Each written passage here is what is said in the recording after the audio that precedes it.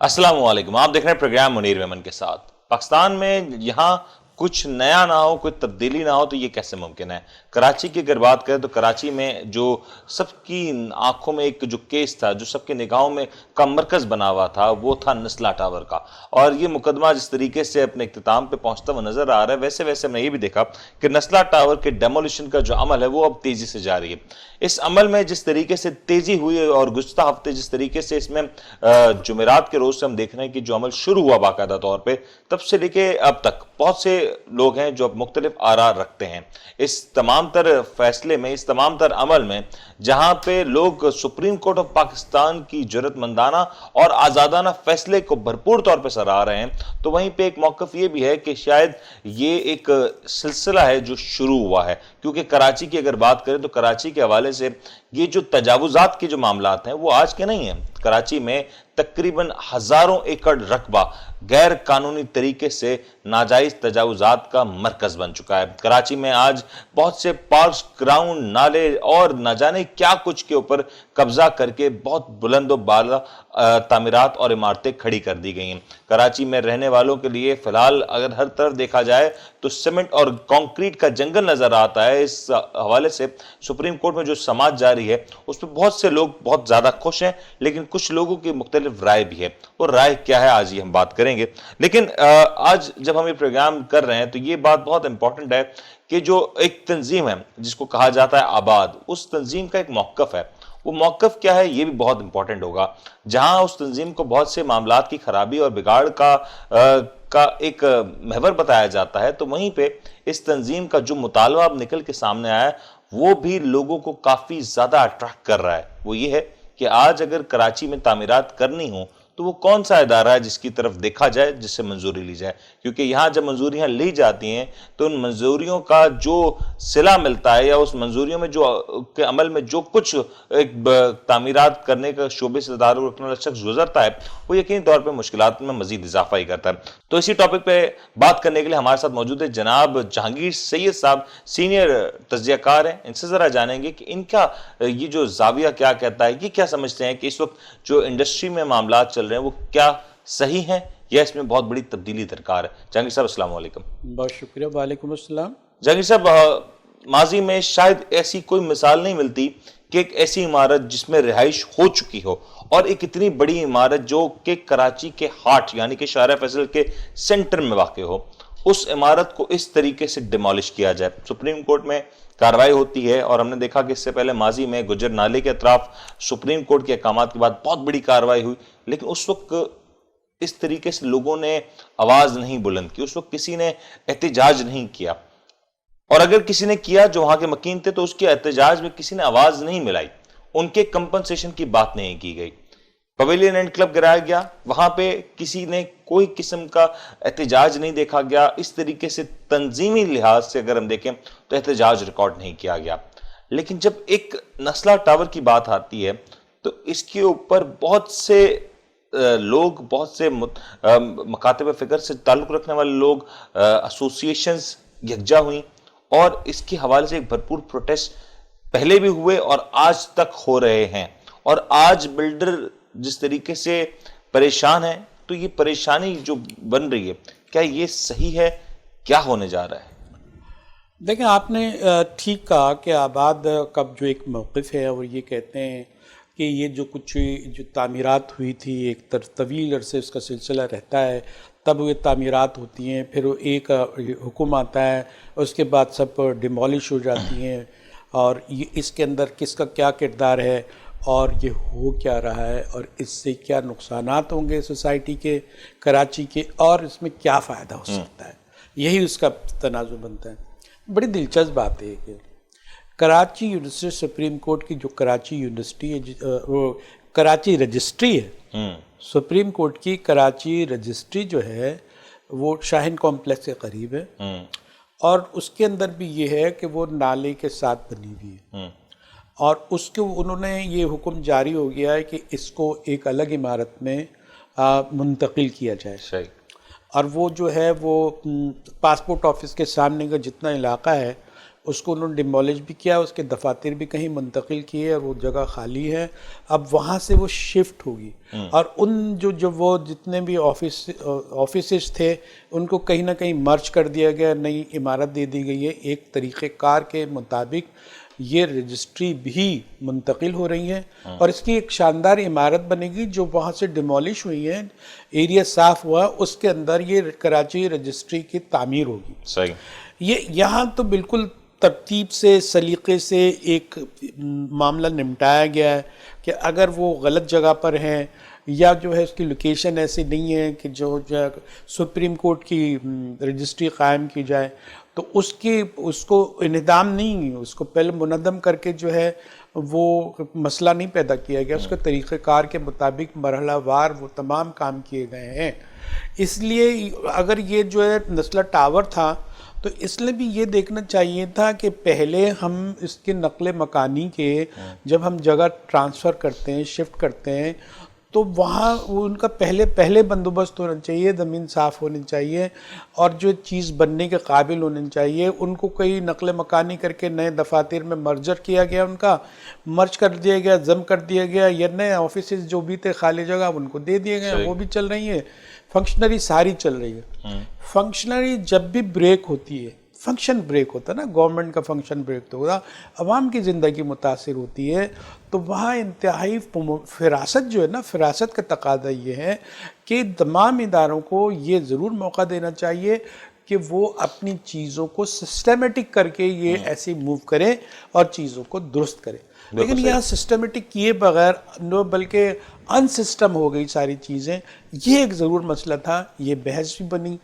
اب یہ supreme court بادی النظر میں, جیسے جو ہے نا ایپرنٹلی کہا جاتا ہے, سپریم کورٹ چاہتی ہے کہ اس کا حکم یہ ظاہر کرے کہ غلط کام کرو گے تو کوئی پرواہ نہیں ہے, قانون اپنی جگہ پہ ہے اور وہ ڈیمولش کر سکتا ہے, مسمار کر سکتا ہے, لوگوں کے دلوں میں خوف بیٹھے.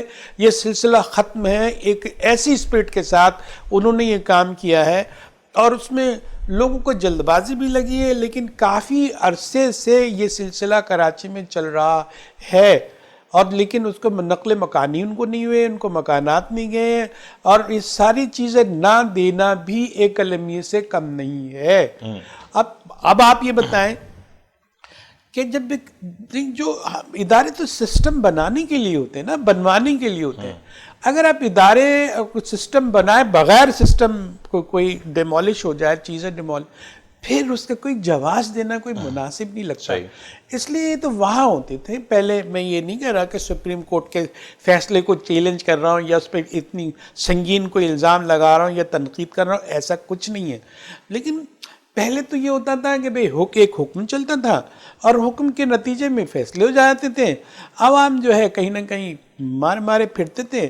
ریلوے کی زمینیں بھی گئی ہے, اس لیے سارے ادارے اس میں انوالو ہیں. میں جہانگیر صاحب اگر آپ کی بات کو اگر آگے بڑھاتے یہ بات کہوں کہ جس طریقے سے آپ نے سپریم کورٹ کا ذکر کیا, کیا آپ کو یہ نہیں لگتا کہ اگر سرکاری اداروں کی اس طریقے سے جب تبدیلی کی جاتی ہے, نئی عمارتیں بنائی جاتی ہیں, ان کو منتقل کیا جاتا ہے, تو اس میں رکاوٹ نہیں پیدا ہوتی؟ سپریم کورٹ ہو یا دیگر کوئی بھی ادارے ہوں, اس میں رکاوٹ کا باعث نہیں بنیں گے کیونکہ وہ خود ان کو سمجھتے ہیں کہ یہ سارے معاملات ان کے مفاد میں ہیں.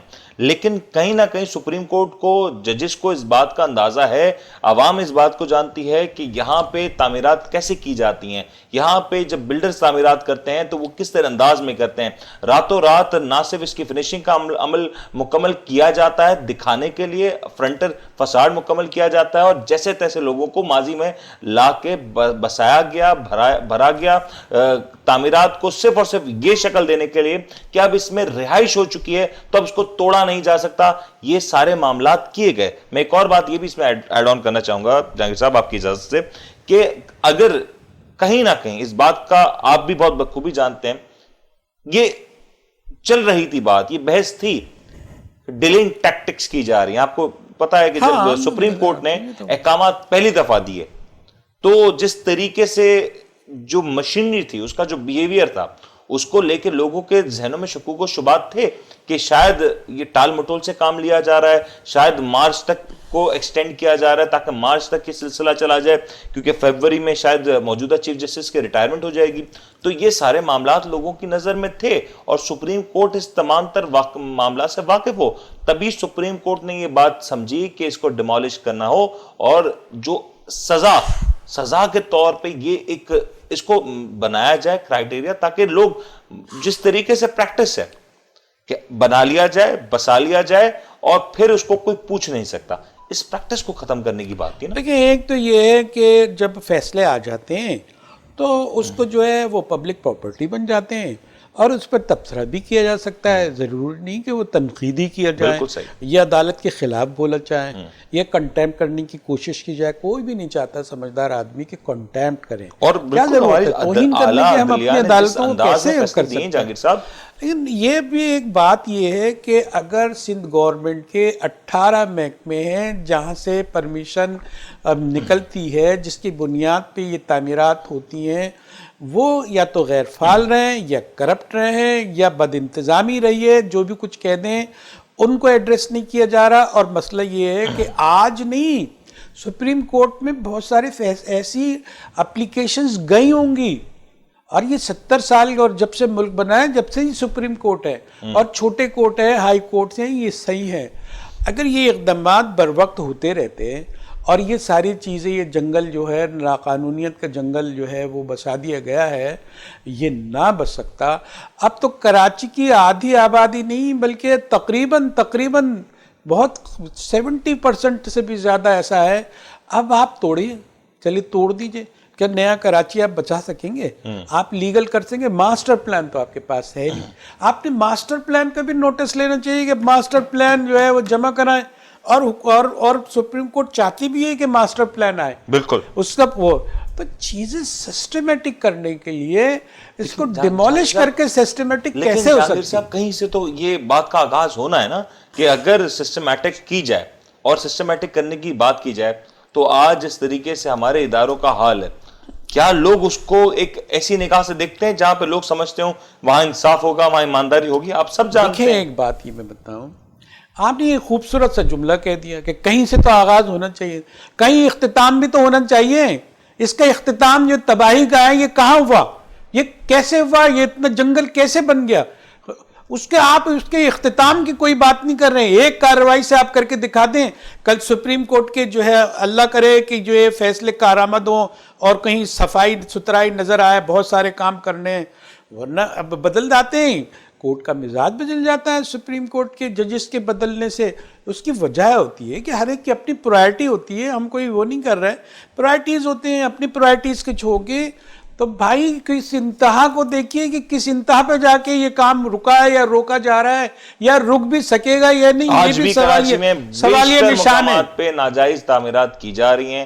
لیکن سوال یہ ہے جہانگیر صاحب, آج اگر آپ اور میں گھر بنانے نکلیں اور آپ آج اور میں ایک اینٹ بھی اپنی جو حدود ہے اس سے باہر نکالنے کی کوشش ہی کر لیں اور نہ جانے میں انجانے میں اگر ہم یہ کر لیں تو چند لمحوں بعد ایس پی سی اے کا ایک ملازم آپ کے اور میرے گھر کے دروازے بس ایک ہی دفعہ آتا ہے نا, ایک ہی دو دفعہ آتا ہے, پھر کیوں نہیں آتا؟ اس لیے کہ آپ بھی شریک ہیں اس میں. یہی تو میرا پوائنٹ آف ویو ہے جہانگیر صاحب کہ جب بھی اس طرح کے معاملات ہوتے ہیں, آپ کون سے چیلنج کرتے ہیں, آپ غلط کام کرتے ہیں. این او سیز لی جاتی ہیں تو یہ این او سیز لینے والا بہت بخوبی جانتا ہے کہ این او سی کس انداز میں لی جا رہی ہے, کیسے لی جا رہی ہے. تو وہاں سپریم کورٹ نے تو جو اپنا جو فیصلہ دیا وہ تو صحیح طور پہ ثابت ہوا نا.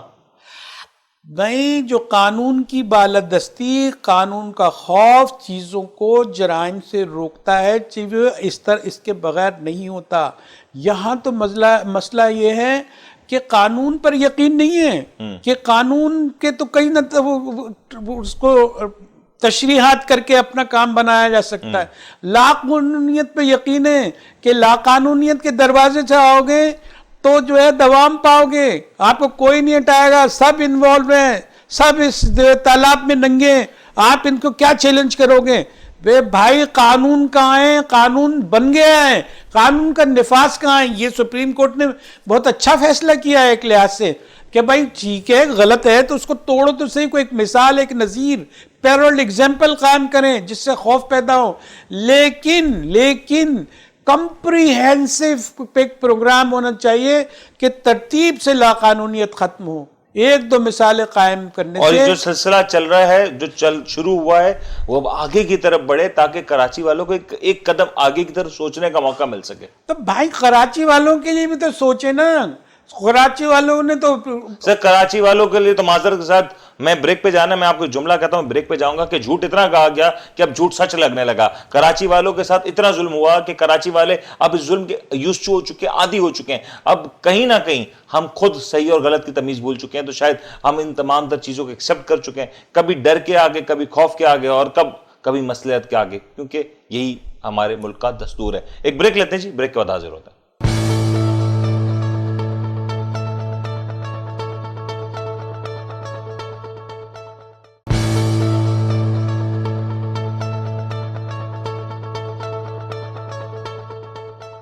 ویلکم بیک جی. بات ہو رہی ہے اس وقت کراچی کے عوام کے حوالے سے. جو کچھ ہو رہا ہے اس وقت پاکستان میں، جو کچھ ہو رہا ہے شاید اس کی کوئی نظیر نہیں ملتی. اس وقت کراچی میں بڑے پیمانے پہ ایس پی سی اے کی جانب سے ایکشن ہو رہا ہے. کراچی میں سپریم کورٹ کے احکامات کے حوالے سے ایکشن لیا جا رہا ہے. لیکن یہ سوال اٹھایا جا رہا ہے کہ جب یہ ایکشنز لینے ہوتے ہیں، جب یہ ایکشنز لیے جاتے ہیں، تو پہلے کون اپروولز دیتا ہے؟ جب بھی یہ ڈاکومنٹس موو ہوتے ہیں اداروں سے دوسرے اداروں تک، تو کہیں نہ کہیں اس کے اوپر کوئی سگنیچرز موجود ہوں گے جس نے اس کی این او سی دی. آخر وہ شخصیات کہاں ہیں؟ وہ لوگ جنہوں نے اس تمام تر گورکھ دندے میں ہاتھ کالے کیے، آخر وہ شخص کہاں ہے؟ اس کا تعین ہونا چاہیے، ان کو سزا دینی چاہیے. جہاں آج بات ہو رہی ہے عمارتوں کو زمیں بوس کر دینے کی، تو وہاں پہ یہ بات بہت اہم ہے کہ اس عمارتوں میں بسنے والے، رہنے والے آپ کے میری طرح ایک معصوم شہری ہیں. شاید ان کو یہ قوانین، یہ ضوابط کا نہیں اتنا اندازہ، لیکن دو اہم کردار اس میں موجود ہیں. ایک بلڈر، دوسرا جو حکومتی ادارے ہیں جو ان تمام تر تعمیرات کی منظوری این او سیز دیتے ہیں، اور وہ این او سیز روپے 2 روپے میں نہیں، لاکھوں کروڑوں روپے دے کے دی جاتی ہے. تو آخر یہ کیسے ممکن ہو جاتا ہے کہ راتوں رات یہ ساری منظوریاں مل جاتی ہیں؟ سوسائٹی کا بڑا کردار ہے. جس طریقے سے سوسائٹی کے سربراہ، عام طور پہ یہ دیکھا جاتا ہے اکثر سوسائٹی کے صدور اس میں شامل ہوتے ہیں، کسی نہ کسی سطح پہ ان کی بھی منظوری ہوتی ہے. یہ تو رواج ہے جہانگیر صاحب، یہ انداز ہے ہمارے یہاں کرپشن کا. دیکھیں بڑی دلچسپ ہے، حیرت انگیز ہے، حیرت کدا ہے. یہ بربادی کے لحاظ سے اگر آپ کو عبرت پکڑنی ہے تو آپ کراچی کو دیکھ لو.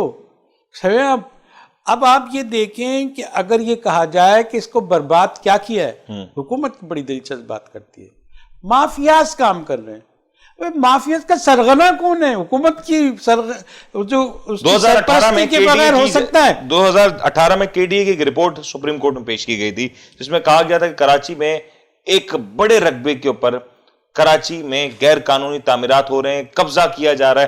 اس میں بڑی بڑی شخصیات کے نام بھی شامل تھے. آپ نے کارروائی ہوئی، نام کارروائی ہوئی. وہ شخصیات آج کراچی میں یا پاکستان میں موجود ہیں؟ ہیں یا نہیں ہیں؟ کیا وہ شخصیات آج پاکستان میں موجود ہیں؟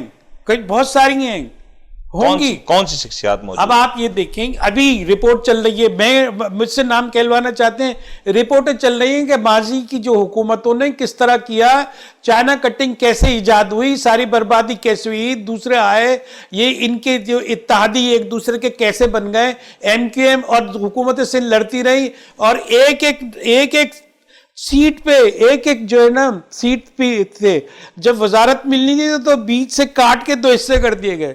ایک حصہ جو ہے وہ ایم کیو ایم کو دے دیا گیا کہ تم بھی وزیر بنے رہو، سمجھے نا. کراچی کی زمین کا بھی بٹوارا ایسے ہی کیا گیا. بھائی آپ زمین کا کیا، آسمان کا بٹوارا ہو رہا تھا. اب کراچی کی زمین لٹ رہی تھی، سرزمین جس کو کہتے ہیں نا، وہ لٹ رہی ہے. آج کے کیا ہے، آپ خرید سکتا ہے کوئی غریب آدمی؟ سب جو ہے لوگوں نے، مافیا نے خرید رکھی ہے. پوری ایک ایسی کالونی ہے جس پر ہم، ریلوے کالونی کے قریب، جس پر ہم گئے تو فائرنگ ہوئی ہے ہمارے اوپر. ہم صرف دیکھنا چاہ رہے تھے کہ کتنی بڑی آبادی کیا ہو. अरे भाई आप जा नहीं सकते, नो गोरी एरिया। तो ये जिन सियासी जमातों की आप बात कर रहे हैं, ये तो आज इन तमाम तर बिल्डर्स की पुष्ट पे खड़ी हैं। भाई वो तो सियासी आज जमातों के लिए जो ना कोई जा रहा है नस्ला टावर पे काम रिश्वत, इससे बेहतरीन तो कोई है नहीं कि आपका सियासी जमातों की सबसे जो अवाम को रिश्वत है वो तो यही है कि आप उनको घर देते हैं या कोई चीज देते हैं और इलीगल देते हैं और सस्ती देते हैं, उसमें मराद देते हैं, कोई मौका देते हैं, वो उनका लीडर बना दें, समझे ना। वो जो माफिया को जो मजबूत करते हैं, वो जो इलाके वोट जो है वो डलवाते हैं। अरे सारा खेल है। हम अगर कोई 100 रुपये रिश्वत ले तो छापा भी पड़ सकता है, लेकिन ये इतनी बड़ी बड़ी चीजें इलीगल जो है ट्रांसफर हो गई, वो हो गई। अब आप क्या है, उसको कैसे पकड़ोगे आप? भाई हुकूमत को अभी आज कह रहे हैं, वो ये पीपल्स पार्टी इसको कह रही है, वो उसको कह रही है कि वोट 2,000 रुपए में खरीदे जा रहे हैं। भाई ये सारी चीजें कैसे गई हैं माफियाज के हाथ में? उसको माफिया के जो सरगना है वो पार्टियों में शामिल रहे और उन्होंने ये सारा खेल किया है। आप किसको, मैं किसी का नाम क्यों लूं? ये सभी इस तालाब में नंगे हैं, किसका जिक्र करें? आप घबरा तो नहीं रहे? मैं घबराने क्या, वो कह रहा है वजीर आजम ना घबराओ, मैं क्यों घबराऊंगा? अच्छा ये बता दें, एसपीसीए किसके अंडर आता है? एसपीसीए किसके अंडर आता है? आज की इत्तलात के मुताबिक जो सिंध गवर्नमेंट ने फैसला किया है, सिंध लग गया ना, एस का मतलब ही सिंध है, बिल्डिंग कंट्रोल अथॉरिटी, केबीसी हो गया ना। अब जितने भी पानी के हैं, वाटर सेवरेज है, सबके इख्तियारात लेके इलेक्शन से पहले केएमसी लोकल बॉडीज से पावर लेके सब इन्होंने हासिल करने के लिए बिल बना दिया है। अब ये जो सिर्फ सिंध गवर्नमेंट की तख्तियाँ लगेंगी, सिंध गवर्नमेंट के लोग काम करेंगे, अब उनके पास पावर हो जाएंगे, तो बल्दियाती जो निज़ाम है जो बिल्कुल रूट लेवल पर है, वो कहाँ होगा? दुनिया में जो तरक्कियां हो रही हैं बल्दियाती निजाम से हो रही हैं। वो तो समेट लिया आपने। बिल्कुल ठीक है। अगर जब वो बल्दियाती निजाम वाले आए तो उन्होंने पावर का इस्तेमाल किया। बिल्कुल ठीक है कि बल्दियाती इंतखाबात से कबल जिस तरीके से आवाम की आंखों में धूल झोंकी जा रही है कि बल्दियाती इंतखाबात तो होंगे, लेकिन इंतखाबात के बाद वो तमाम तर नुमाइंदों के हालत ऐसी होगी कि बस अब मैं क्या ही कहूं, नहीं कहूं तो बेहतर है। लेकिन एसबीसी किसके अंडर आता है ये तो बता दें।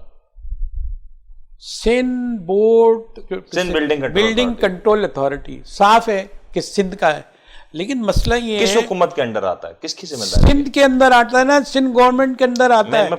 आप मुझे चाहते क्या हो, इसका साफ तो लिखा है, आपने कभी नाम सिंध हुकूमत के अंडर आता है। सिंध हुकूमत के अंडर आता है। इसमें होने वाला जो काम है वो भी सिंध हुकूमत की जिम्मेदारी होगा? नहीं, हमारी और आपकी होगी। अबे भाई सिंध हुकूमत की अंडर में जो होगा तो उसकी जिम्मेदारी होगी ना। मैं तो पूछ रहा हूँ, सिंध हुकूमत के अंडर आता है तो इसमें जो काम होता है अगर उसकी जिम्मेदारी सिंध हुकूमत के ऊपर आयद होती है तो इसके अंदर जो करोड़ों रुपए की रोज की बुनियाद पे करप्शन होती है, ये भी तो कहीं ना कहीं सिंध हुकूमत के खाते में जाएगी ना खजानवी सर, या कहीं और जाएगी? भाई देखिए, सीधे सीधे ये कहते हैं आप कि सीधे सीधे सिंध हुकूमत की जेब में यानी कौमी खजाने में नहीं जा रही है, जिस पर आप नाश करें कि सिंध हुकूमत कमा के दे। ये जो माफियाज शामिल हो चुके हैं, जो इस तरह ही होते हैं, जो वाटर बोर्ड वाले कनेक्शन देते हैं, हमारा पानी हम ही को चुरा के और जो है हमको हज़ारों रुपए में बेचा जाता है। हमारी ज़मीनें जो हमें ख़रीदने के इख्तियार है वो माफिया लेके जो है वो करता है। और वहाँ से सिंध, अगर आपने सिंध बोर्ड रखा है बिल्डिंग कंट्रोल अथॉरिटी, तो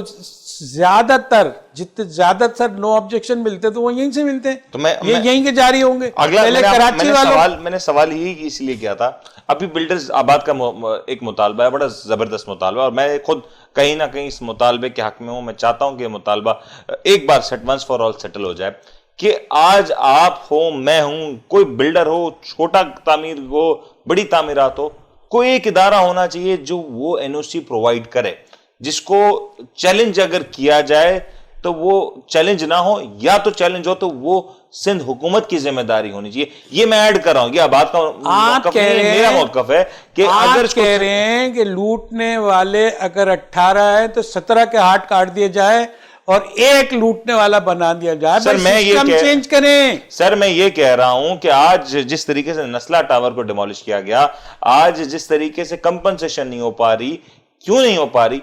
एक कानून ये क्यों नहीं बना दिया जाता कि जब भी तामीरात की जाएगी तो एनओसी की मोहर लगेगी सिंध हुकूमत की, اور اگر سندھ حکومت نے اس این او سی کے اوپر اگر بےمانی کی تو وہ جو اس کا جرمانہ، اس کا ہرجانہ، اس کی الاٹیز کو جو پیمنٹس ہوگی وہ سندھ حکومت کے کھاتے میں آنی چاہیے. ایسے ہی پنجاب میں ہو سکتا ہے، ایسے ہی کے پی کے میں اور بلوچستان میں ہو سکتا ہے. تو اگر موجودہ اس حکومت، اس صوبے کی حکومت اگر اس کی ذمہ داری لے گی تو پھر کیسے کرپشن ہوگی؟ اور پھر اگر کرپشن ہوتی ہے تو اس کے آفیسران، اس کے اتھارٹیز کے سگنیچرز موجود ہیں، ان کے اوپر انکوائری کی جا سکتی ہے. یار اتنی معصوم باتیں کرتے ہیں آپ، تو ایسا لگتا ہے کہ میں جو نا آپ کے کو چوم لوں آپ کو کہ بھائی اتنا اچھے آدمی ہیں آپ کو اتنی اچھی چیزیں نظر آ رہی. کرپشن کو پکڑے گا، کرپٹ آدمی پکڑے گا. ایک پہ وہ 18 بیٹھے ہوئے، وہ ایک دوسرے کا سہارا بنا ہوئے. سر آپ مطلب ملیا میٹ ہوا ہے، ان کی سرپرستی کون کرتی ہے؟ یہ گورنمنٹل اتھارٹیز کرتی ہیں، اور ساری چیزیں آپ کو نظر آتی ہیں. آپ اتنے معصوم ہیں، آپ کو نظر نہیں آتے. جب آپ یہ دیکھ رہے ہیں کہ 18 تو اسی میں ایسے 50 ہوں گے، آپ کی جان کو خطرہ بھی ہوگا، آپ کی دولت بھی جو ہے لٹ رہی ہے ادھر ادھر وہ کرتے ہیں. انہوں نے کہا لے بھائی کتنے آپ کو نو آبجیکشن چاہیے؟ 1 2 18. ان کے ہاتھ میں تمام انہوں نے جو ہے وہ پیسے دیے، وہ رکھ گئے. انہوں نے کہا یہ 18 کے 18 جالی ہیں، بس توڑ دو.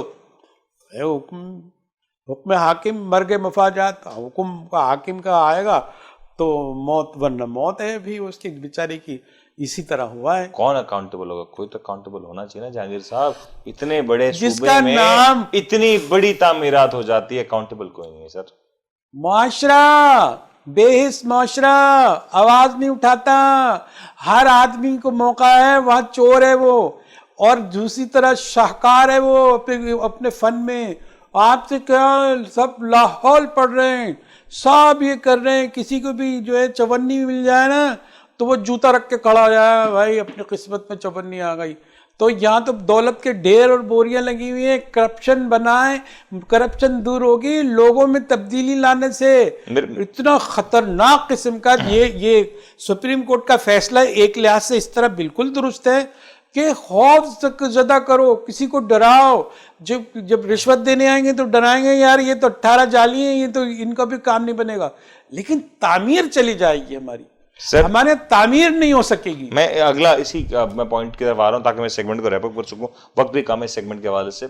آباد کا یہ موقف ہے کہ وہ کنسٹرکشن ایکٹیویٹیز کے اوپر مکمل طور پہ تالے لگا دیے جائیں گے. دوسری رائے یہ آتی ہے کہ اس وقت جو کچھ نسلہ ٹاور کے حوالے سے یا دیگر بڑے منصوبوں کے حوالے سے جس طریقے سے سپریم کورٹ میں سماعت جا رہی ہے، اس کے بعد ایک جو جینین بائر، اس کا کانفیڈنس اس حد تک شیک ہو چکا کہ آج کراچی میں اگر کوئی نئی تعمیرات کا اناؤنسمنٹ بھی ہوتا ہے تو لوگ اس طرف جانے سے کئی بار سوچتے ہیں پہلے اور پھر اس کی طرف اگر رخ کرتے ہیں تو کرتے ہیں. کیا آباد کا یہ اناؤنسمنٹ کہ یہ ہم کنسٹرکشن ایکٹیویٹیز روک رہے ہیں، بڑی دلچسپ بات ہے یہ دو طرف سے اناؤنسمنٹ ہے یا کیونکہ دیکھیں یہ وزیر اعظم پاکستان کا ایک خوبصورت موٹیویشنل نعرہ ہے کہ ہمارے ہاں ملک میں تعمیرات کا انقلاب آ گیا ہے، لیکن اندر سے تو کام بند ہے. جی آپ لوہا دیکھیں کتنا مہنگا، آپ سیمنٹ دیکھیں کتنی مہنگی، اور مزدور جو ہے اس کے اخراجات کتنے بڑھ گئے ہیں. جی سمجھے، ہر چیز مہنگی ہو گئی ہے. آپ یہ اس سے پہلے بھی تعمیرات نہیں ہونی تھی، جو قرضے دینے تھے نا حکومت میں وہ لینے والا نہیں ہے. اب وہاں رجوع نہیں کر رہے لوگ کہ بھئی وہ بھریں گے کیسے، تعمیر اتنی مہنگی ہم تعمیر کریں گے کیسے. یہ تو ٹھیک ہے انہوں نے ایک احتجاج ریکارڈ کرایا ہے، لیکن تعمیراتی کام تو کہیں نہیں ہوگا. یہاں تو تعمیر مشکل اور تخریب آسان ہے، اور بہت آسان ہے، جو چاہے کر لے. ٹھیک ہو گیا جہانگیر صاحب، میرے خیال سے یہ مور دین انف ہے، کیونکہ یہاں پہ جو موجودہ صورتحال ہے وہ اس وقت اتنی زیادہ کنفیوزنگ ہے کیونکہ عوام پریشان ہے، اور عوام کو اس وقت شاید نظر یہ نہیں آ رہا کہ وہ در حقیقت اعتبار کس پہ کریں. اور جہاں اعتبار کھو جاتا ہے، جہاں پہ لوگ ایک بار اپنا ٹرسٹ لوز کر جاتے ہیں تو وہاں پہ مشکلات میں مزید اضافہ ہو جاتا ہے. جس طریقے سے اس وقت موجودہ صورتحال میں ایک طرف آباد کا یہ موقف ہے کہ وہ جب تک این او سیز کا معاملہ کلیئر نہیں ہو جاتا، کوئی ایسی باڈی کو ایسا ادارہ نہیں بنا دیا جاتا جو کہ این او سی ان کو ایشو کرے، جو کہ صحیح معنوں میں جس کو چیلنج نہ کیا جا سکے. تو دوسری طرف عوام بھی پریشان ہے کہ وہ موجودہ صورتحال کو دیکھتے ہوئے اس طرح کی تعمیرات کا رخ کیسے کرے. اگر وہ اپنے خوابوں کا آشیانہ اگر ان میں بنانا چاہتے ہیں جس کے بارے میں یہ کسی وقت بھی فیصلہ آ جائے کہ ان کو زمین بوس کر دیا جائے، تو آخر یہ کیسے ممکن ہوگا؟ یہ بڑی انٹرسٹنگ صورتحال تو ہے، لیکن ایک بہت بڑی پریشان کن صورتحال بھی ہے۔ اس وقت سندھ حکومت کا کردار بہت اہم ہے۔ لوگ مثال دے رہے ہیں کہ پنجاب میں، اسلام آباد میں، دیگر شہروں میں شاید اتنا بگاڑ پیدا نہیں ہوا جتنا کراچی میں ہو چکا، اور کراچی کا یہ بگاڑ شاید اگر آج نہ روکا گیا تو اس وقت آلریڈی اتنا بگاڑ ہو چکا کہ کراچی میں موجود جو سانس ہے وہ لینا بھی دشوار ہوتا ہوا نظر آ رہا ہے۔ امید کرتے ہیں یہ صورتحال میں بہتری آئے گی۔ ایک بریک لیتے ہیں، کیونکہ بریک کے بعد ایک اور بڑی انٹرسٹنگ خبر ہے، وہ ہے سعودی عرب سے لون لیا جا رہا ہے۔ IMF کے حوالے سے دروازے کھٹکھٹائے جا رہے ہیں۔ یہ معاملہ کیا ہے، اس کے اوپر بات کرتے ہیں، کیونکہ یہ معاملہ پاکستان میں جو آنے والی نسلوں کا تو نہیں پتا، موجودہ جو نسل ہے، جو لوگ اس وقت زندہ اپنے ہوش میں، ان کے لیے بڑا مشکل ہو جائے گا اس حوالے سے۔ ایک بریک لیتے ہیں، اس کے اوپر پھر گفتگو کریں گے۔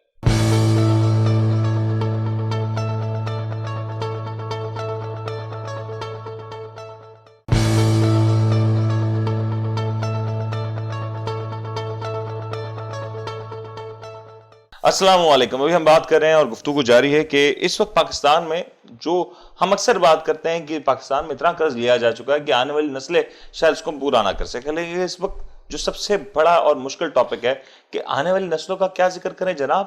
ابھی تو آپ کی میری زندگی کے اوپر بات ہے، اور آپ اور میں بہت حد تک مقروض ہیں، اور یہ قرض کوئی عام قرض نہیں ہے۔ اس قرض کے حوالے سے کہا یہ جا رہا ہے کہ پاکستان کو گروی رکھ کے شاید یہ قرض لیا گیا ہے۔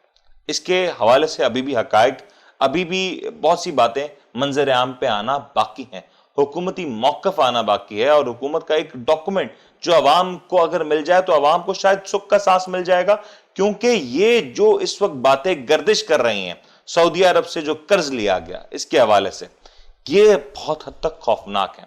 جہانگیر صاحب، آپ نے سنا کہ کس طریقے سے شادیانے بجائے گئے، لوگ بہت خوش ہوئے کہ وزیر اعظم پاکستان نے دورہ کیا سعودی عرب کا، اور جیسے سعودی عرب پہنچے وہاں سے بڑے سارے قرض کا اعلان کر دیا گیا۔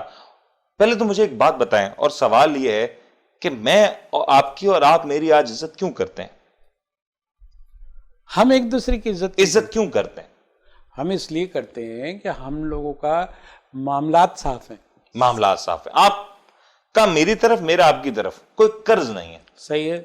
جب میرا حال یہ ہو کہ میں جہاں نظر اٹھاؤں وہاں کہیں نہ کہیں میرے قرض کے واجبات ہوں، تو دنیا والے میری عزت کیسے کریں گے؟ پاکستان کی مثال یہی ہے۔ آج شاید کوئی ایسا شخص، کوئی ایسا ملک ہے جس کی طرف میں دیکھوں اور یہ گمان نہ کروں کہ یہ مجھ سے تقاضا نہ کرے۔ دیکھیں، آپ کو ایک بڑی مطلب دل جو دکھتا ہے جس بات پہ، وہ فیکٹ آپ کے سامنے رکھتا ہوں۔ GDP، ڈومیسٹک گراس پروڈکٹ، یہی بات ہے نا، اس کا انٹرنیشنلی معیار جو ہے وہ یہ ہے کہ جو GDP کا 62% تک آپ انٹرنل یا ایکسٹرنل لون لے سکتے ہیں۔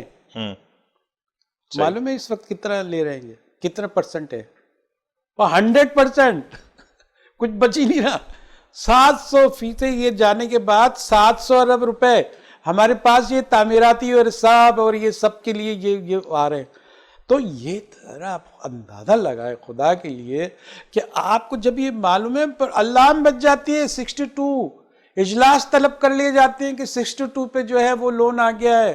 آج 100%، یہ جو ہے میں نہیں کہہ رہا، یہ رپورٹڈ ہے یہ کہ 100% جو ہے اس کا ریشو آ گیا ہے۔ ایک بات صحیح۔ دوسری بات یہ کہ آپ ایک المناک صورتحال کو ایک دل خوش کن صورتحال کر کے کیسے بتا سکتے ہیں؟ وہ دیکھیں، سعودی عرب جو ہے نا، بھائی جیسے سعودی عرب کا نام آتا ہے تو ہم ہاتھ جوڑ کے بیٹھ جاتے ہیں کہ بھائی دیکھیں بھائی ہمارا اتنا پیارا دوست ہے، اور ہے بھی کہ بھائی وہ ہماری مشکل وقت میں کام آ رہا ہے جس طرح نظر آ رہا ہے۔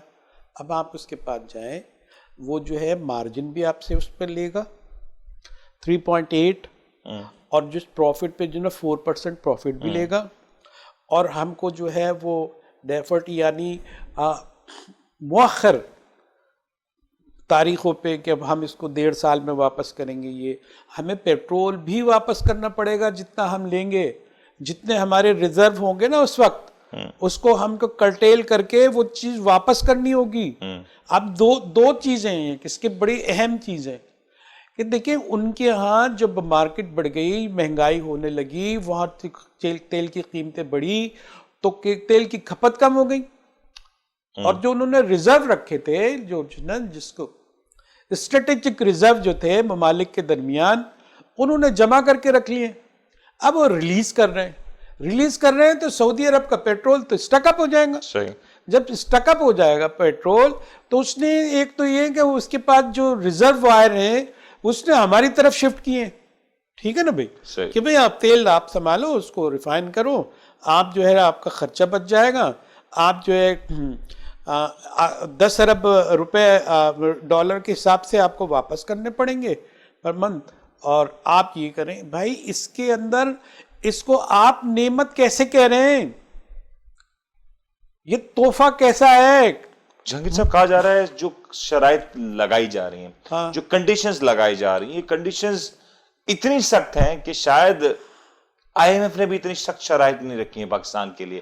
اور ایک اور بڑی افسوس کی بات یہ ہے، ایک طرف تو یہ کہا جا رہا ہے کہ سعودی عرب ہمارا برادر اسلامی ملک ہے، ہمارے معاملات بہت حد تک جڑے ہوئے ہیں. اس میں بھی پکڑ کہتے ہیں کہ یار جو ہے نا آپ ہمارے دوست ہیں، اس پر تنقید کر رہے ہیں. ہم حقائق کے ہمارا سب سے بڑا جو ہے دوست ہمارا اپنے عوام ہے، ہمارا ملک ہے، وہ ہمارا ملک ہے. ہم اپنے مفاد سے بات کریں گے نا تو ہم کیا، ٹھیک ہے وہ ہمارا قبلہ و کعبہ ہے، لیکن مسئلہ زندہ مخلوق تو یہاں بھی رہتی ہے نا، تو ہم اس پہ نہیں بولیں گے، ہم اس پہ بات نہیں کریں گے، ہر ایک کو مقدس گائے بنا لیں گے.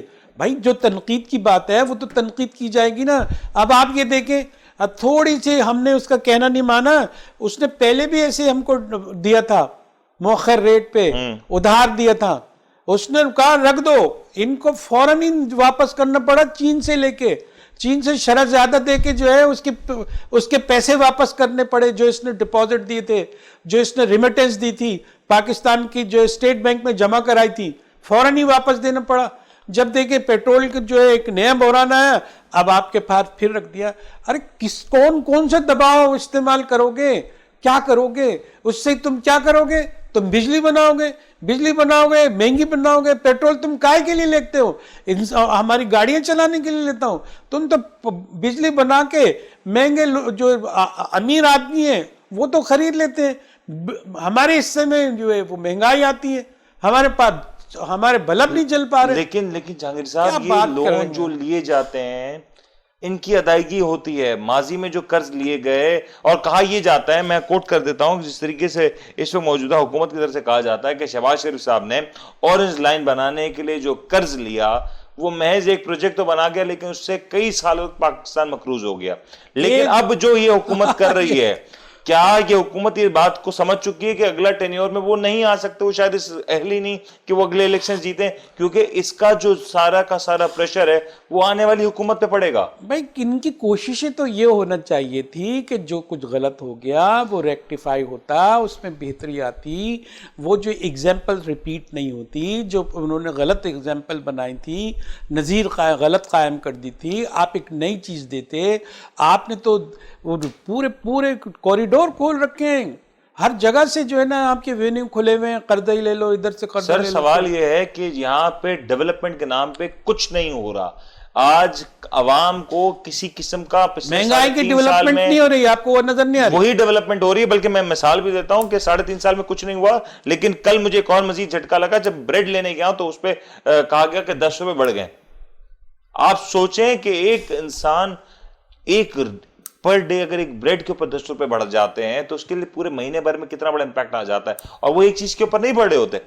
سر 3.5 سال میں کچھ نہیں ہوا، کوئی ڈیولپمنٹ ایسی بڑے سے بڑے جیسے آپ بتا رہے ہیں نا، قرض جا کہاں رہا ہے، یہ قرض جا کہاں رہا ہے. آپ چیخ پڑے ہو، بڑے سے بڑے لوگ جو ہے نا، دال آٹے کا بھاؤ معلوم ہو گیا، معلوم ہی نہیں تھا. آج سب کو معلوم ہے کہ یار اتنا بڑھ گیا، اس کا بڑھ گیا.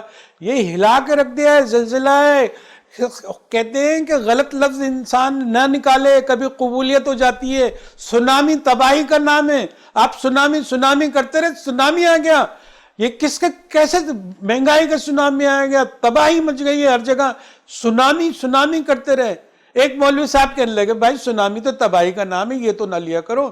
انہوں نے وہ سانس دبا لی، لیکن ان کے جو ارد گرد کے لوگ ہیں وہ کہنے لگے ہمارے وزیر اعظم کا فرمایا وہ ابھی تک سونامی کر رہے ہیں، وہ ابھی تک تو ترک کر دو، اب تو سونامی آ چکا ہے، سونامی تو بہا لے گیا ہے ملک کی معیشت کو، ہے آپ کو تو ایک دوسرے سے اعلان کر دینا سر چاہیے۔ میں آپ کو ایک اور خبر دے دوں، اطلاع دے دوں، جی ابھی بتائیے۔ تک تو ملک کی معیشت داؤ پہ آ چکی تھی، اب ملک کی خود مختاری داؤ پہ آ چکی ہے۔ اس بار جو معاہدہ کیا جا رہا ہے اس میں یہ بات ابھی تک جو نکل کے سامنے آئی کہ اگر پاکستان نے یہ قرض اگر نہ واپس کر سکا اور پاکستان ڈیفالٹ کر گیا تو پھر قانون پاکستان کا نہیں، انٹرنیشنل لا نہیں، سعودی عرب کا قانون چلے گا، اور اس کے بعد جو پاکستان کے انٹرنیشنل جو ایسٹس ہوں گے وہ اس طریقے سے ضبط کیے جائیں گے، اور پھر وہ انٹرنیشنل ایسٹس جو پاکستان کے وہ پاکستان لوز کر جائے گا۔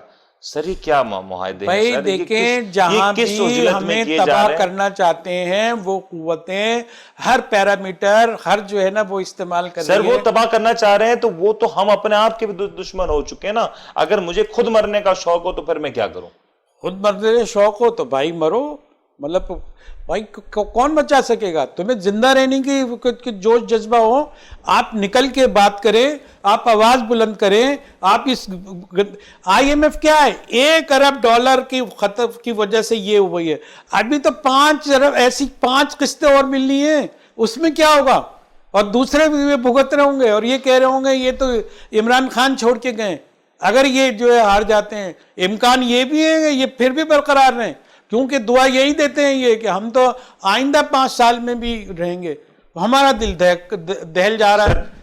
ایک سوال میں کروں گا پھر میں پروگرام کو ریپ اپ کروں گا، کیونکہ اکثر لوگ یہ امید لگا رہے ہیں اور دعا کر رہے ہیں کہ پچھلے 3.5 سال جو انہوں نے مشکلات برداشت کی، کووڈ کے معاملات ہوں، دیگر معاملات ہوں، حکومت کی سخت پالیسیز ہوں، تمام تر چیزیں برداشت کی کہ شاید کچھ حد تک بہتری آئے گی۔ خان صاحب نے 90 روز کا کہا تھا، 90 روز میں تبدیلی کی بات کی تھی، 90 روز میں کرپشن کے خاتمے کی بات کی تھی۔ ضیاء الحق نے بھی 90 روز میں بات کی تھی، پرویز مشرف نے بھی 90 دن کی بات کی تھی، اور یہ جمہوری حکومت اس نے بھی 90 دن کی بات کی ہے۔ 90 کا پہاڑا تو ہم پتہ نہیں کب سے پڑھ رہے ہیں۔ سر آج جو صورتحال ہے یہ مدت مکمل ہونے جا رہی ہے، شاید 1 سے 1.5 سال رہی ہے، عوام سوال یہ کر رہی ہے کہ اب ریلیف کب ملے گا، اب کب ان کو سکھ کا سانس ملے گا، کب وہ یہ کہہ سکیں گے کون سی کہ آپ یہ عوام کی بات کر رہے ہیں سوالی؟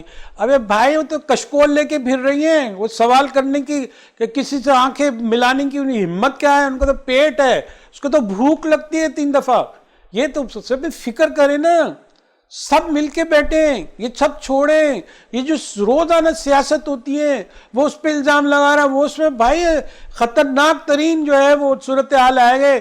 سب کو چھوڑ دینا چاہیے، صرف سر جوڑ کے بیٹھنا چاہیے کہ یار خدا کے لیے اس بحران سے نکل جائیں، ورنہ بہت ایتھوپیا جیسے خدا نہ کرے ہمارے منہ میں خاک ایسی بھی مرحلہ آ سکتا ہے۔ یقینی طور پر جہانگیر صاحب آپ کا جو اس وقت جو ایکسپریشن جو تاثر ہے وہ بخوبی میں سمجھ رہا ہوں، اور بچپن سے یہی سنا ہے کہ ریاست ماں کی طرح ہوتی ہے، حکومتیں بھی ماں کی طرح ہوتی ہیں، اور ماں کا ایک بڑا نرالا انداز ہوتا ہے کہ جب بچے کو بھوک لگتی ہے تو وہ اپنی روٹی میں سے آدھی روٹی بچے کو دے دیتی ہے، یعنی کہ وہ خود بھوک برداشت کرتی ہے، لیکن کوشش یہ ہوتی ہے کہ پہلے بچے کا پیٹ بھرتے ہیں۔ آج عوام کی جو صورتحال ہے وہ کچھ ایسی ہی ہے، یہ جو قرض لیے جا رہے ہیں، یہ مانوما حکومت نے جس کا دعویٰ ہے وہ تو اس نے تو روٹی سوتیلی ماں کا کردار ادا کر رہی ہے۔ سوتیلی ماں بھی بہت اچھی ہوتی ہے، اس کا بھی کوئی دل ہوتا ہے، اس کا بھی کوئی دل ہوتا ہے، یقینی طور پہ اس کا بھی کوئی دل ہوتا ہے، لیکن آج جو حکومت کا جو رویہ ہے، معذرت کے ساتھ آج لوگ اس بات کے لیے تیار ہیں، بلکہ آج جب خان صاحب جب اقتدار میں آئے تو لوگوں نے اس بات کے لیے ذہن سازی کر لی تھی کہ اگر خان صاحب کہیں کہ ہمیں آدھی روٹی کھانی پڑے گی، ہمیں مشکلات برداشت کرنی پڑیں گی، وہ کریں گے، لیکن اس کی قیمت یہ ہونی چاہیے کہ ان کو خوشحالی بھی دیکھنا نصیب ہو، ان کی آنے والی نسلوں کو خوشحالی دیکھنا نصیب ہو۔ آج اگر ہم یہ کپڑے خوبصورت لباس پہن کے بیٹھے ہوں، لیکن یہ لباس کسی کے قرض لے کے لیا گیا ہو تو یہ لباس بے جان ہے، اس لباس میں کوئی خوبصورتی نہیں۔ آج پاکستان بھی اگر قرضوں کے اوپر چلے اور قرضوں کے اوپر ہماری سڑکوں کے اوپر یہ گاڑیاں دھواں اڑاتی پھریں، قرضوں کے اوپر ہمارے یہاں بڑی بڑی شاندار محفلیں سجائی جائیں، تو یہ شاندار محفلیں، سڑکوں پہ چلنے والی یہ عالیشان گاڑیاں، یہ بڑے بڑے پروٹوکولز محض مذاق، ہمیں اس کی ضرورت نہیں ہے. یہ عوام مشکلات برداشت کر کے زندگی گزار سکتی ہے، لیکن اپنی خود مختاری پہ اگر ہم سودا کر لیں گے تو یہ عوام کس طریقے سے زندگی گزارے گی؟ انصاف ایک ایسی چیز ہے جس کو چھوڑا نہیں جا سکتا. انصاف ہے تو ریاست ہے، لیکن ریاست نہ بھی ہو تب بھی انصاف نہیں چھوڑا جا سکتا، اور یہاں انصاف کا فقدان نظر آتا ہے. امید کرتے ہیں کہ ہمارے ملک کے حالات تبدیل ہوں گے اور بہتری آئے گی. اپنے ہوسٹ منیر میمن کو اور میرے ساتھ موجود آج ہمارے سینئر تجزیہ کار جہانگیر سید صاحب کو اجازت دیجیے. اپنا بہت بہت خیال رکھیے گا. اللہ حافظ.